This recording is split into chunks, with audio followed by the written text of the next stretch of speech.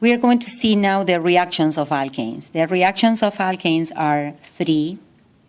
The first one is going to be combustion. The combustion is burning something, and we know that all the alkanes are fuels. That means that they can be burned.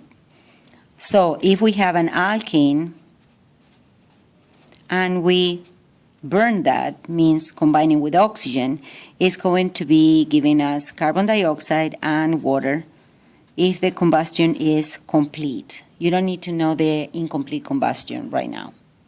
But if the incomplete combustion is present, instead of carbon dioxide, we are going to use, or we are going to obtain carbon monoxide instead.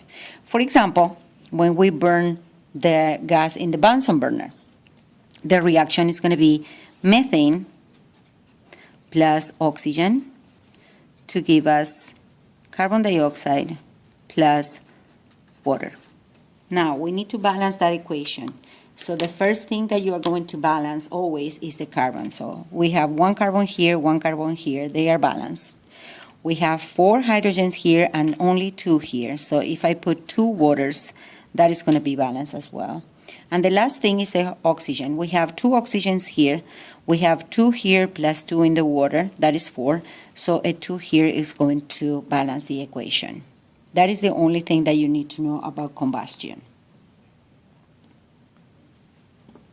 The next reaction is going to be the substitution reaction by a halogen, and that occurs only in presence of UV light. These reactions do not occur in darkness. So first of all, which are the halogens? Well, halogens are elements in the group 7, like fluorine, chlorine, bromine, and iodine. Those are the halogens. So what is going to happen is that the halogen is going to react with the hydrogens in the alkane, and is going to be replacing and forming the hydrogen halide. We are going to do one of the examples with chlorine. And if we have methane,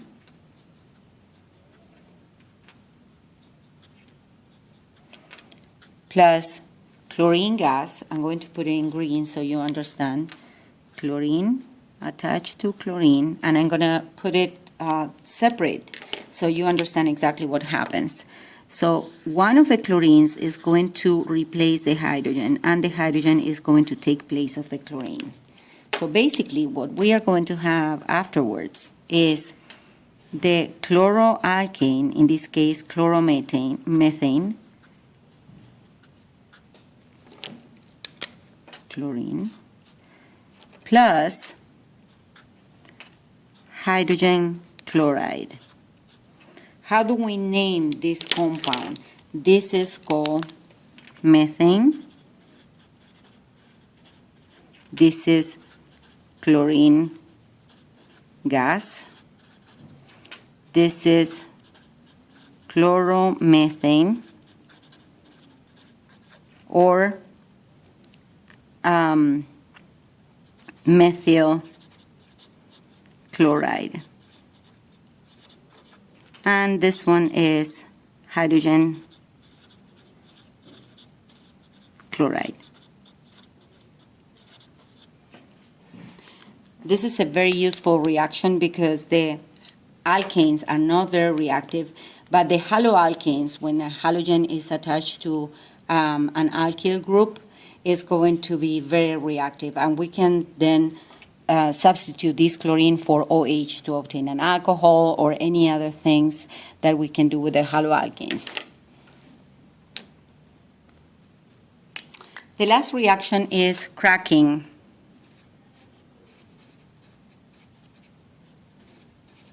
An alkane. Why cracking is necessary? Why? When we do the fractional distillation of crude oil, most of the compounds that we have a lot of carbons in the molecules. Means that they are very big molecules and they are not very useful in industry. What we need are small molecules that are more useful. That's why we need to break the compounds in smaller compounds. And that is basically what cracking is.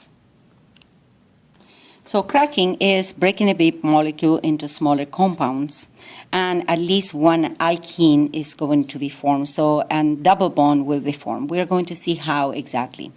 I can use a very big molecule and show you a very complicated way of doing that, but it's going to be more easy, a lot easier if we instead of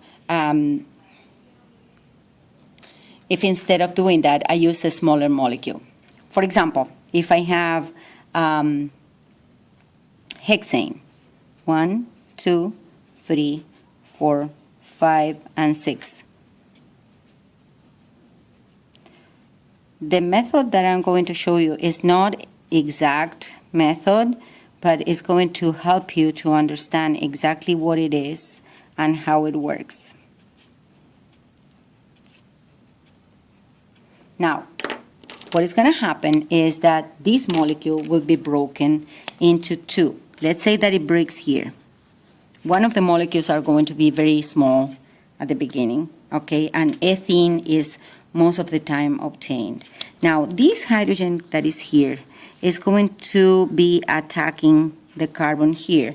So what we are going to have is carbon 4, 1, 2, 3, 4, then all the amount of hydrogens plus one more that is replacing this carbon here. So we're going to have 1, 2, 3, 4, 5, 6, 7, 8, 9, and 10 hydrogens. Now, what is left is this part here. That is what is left. And that is two carbons with 4 hydrogens. So it's going to be carbon, carbon, 1, 2, 3, 4, hydrogen, hydrogen, hydrogen, and hydrogen. We don't have any more hydrogens, so we need to do something. Actually, a double bond is formed. So what we used to have as hexane is going to give us propane plus ethene. And this has the double bond.